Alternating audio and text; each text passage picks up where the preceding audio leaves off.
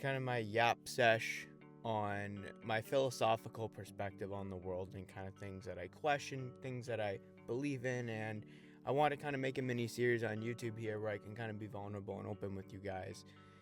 And one of the things that's been going through my mind is suffering. It's like, what is suffering? Why do we go through suffering? First and foremost, I'm starting to articulate in my mind that suffering isn't necessarily suffering.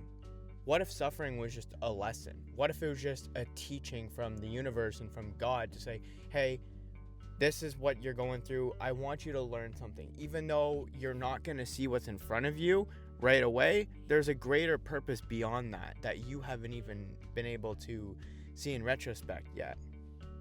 And it comes down to a lot of things in life, right? Like, what are morals? What are beliefs? Why do I have values? What are values? And that's today's topic of the video, is values. And first and foremost, what do I believe truly is a value in my own kind of terms, in my own thought process? I believe values are boundaries. I believe they're things that we have within ourselves that we must respect in order to fulfill our potential and be certain people. And some people might say that's wrong, but it's like, what is a value for me? A value for me is respect and honesty. I value respect inside of other people. I also value respect inside of myself. So it's something you could mirror off yourself into other people, but it has to come within yourself. And that's where kind of stoicism wraps into it. And I've been really thinking about my values lately, like what I tolerate, what I kind of appreciate in life, what kind of man do I want to be for God and for my future wife. And I value loyalty, honesty, and empathy. Those are the three values that have been on my mind lately. And I'm going to kind of break down kind of each individual one in terms of myself, and maybe you can learn or articulate something from it. First and foremost is going to be honesty. If you are not honest with yourself every single day, whether it's a good or bad thing, you will never be able to find that in other people. And I'm a firm believer, it's like how you feel about yourself, what you tolerate within yourself is what you mirror reflect in the relationships inside your life. So if you're someone who's constantly negative all the time, there's a high likelihood that the people around you are also negative people. And so honesty is the biggest thing for me. Being honest with myself, whether I mess up, whether I do good, whether I'm not happy. It's just don't lie to yourself for things inside of your life that are out of your control or even in your control. And that goes as far as having relationships inside of life. The people that you're with, are they honest with you, or are they talking behind your back? Are they people that are going to uplift and support you for decisions that you make, or are they going to bring you down? And those take a toll on your subconscious over time.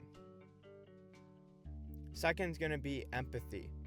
Empathy, I care a lot about that because being able to empathize is a superpower, and some people look at it as a curse, because when you empathize with people, you're able to understand where they're coming from. You're able to say, hey, John is stressed out today. John is anxious today. It's like, oh, I empathize because I've been there before. I've had a bad day. But it's like, when you have the ability to have the emotional intelligence and to have empathy with other people, it allows you to kind of be present more, to understand how to help them, to how to be a good person to them, whether they're your friend, whether they're your partner, maybe a family member. Having empathy allows you to calm yourself and not get overwhelmed, and at the same time allows you to show up in environments and situations in the best way possible,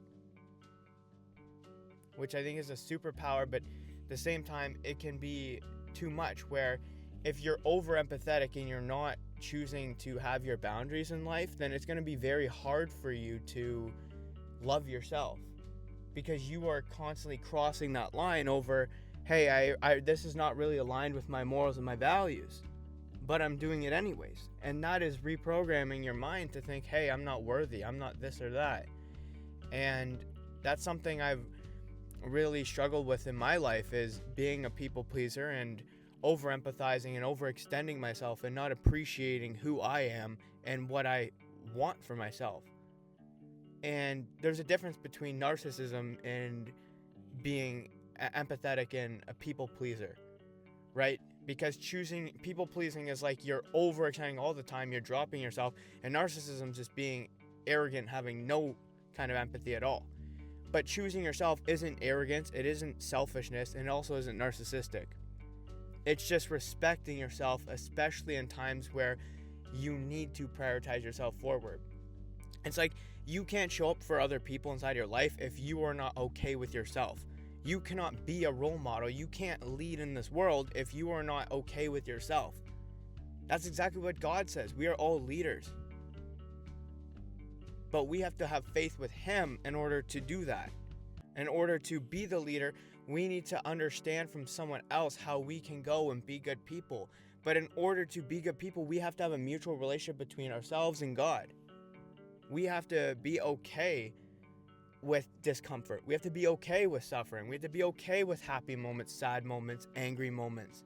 But we also have the emotional intelligence and discipline to handle ourselves and to not let ourselves go off the hook. And the last one, the most important one, is going to be loyalty. Loyalty is a big one because it's almost like the way you treat others is the way you want to be treated. Being loyal with people and yourself means that you respect them on a deeper level. It's further than respect. Loyalty is choosing to respect someone's boundaries and values and morals despite having your own, whether you agree or disagree with them. And I'm in love with this because even myself coming to loyalty is seemingly challenging at times.